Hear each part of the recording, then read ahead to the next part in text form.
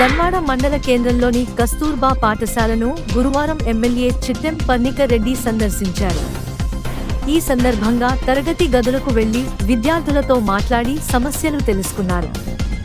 Madam అని సంబోధిస్తూ సమాధానాలు ఇస్తున్న విద్యార్థులకు మేడం కాదు, అక్క అనండి అంటూ సూచించారు.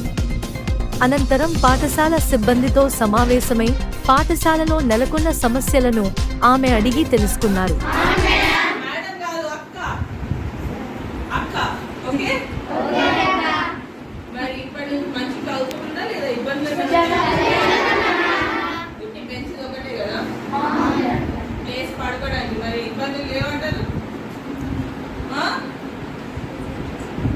బెంచెస్ కావాలి వెంటనే, అంతే కదా.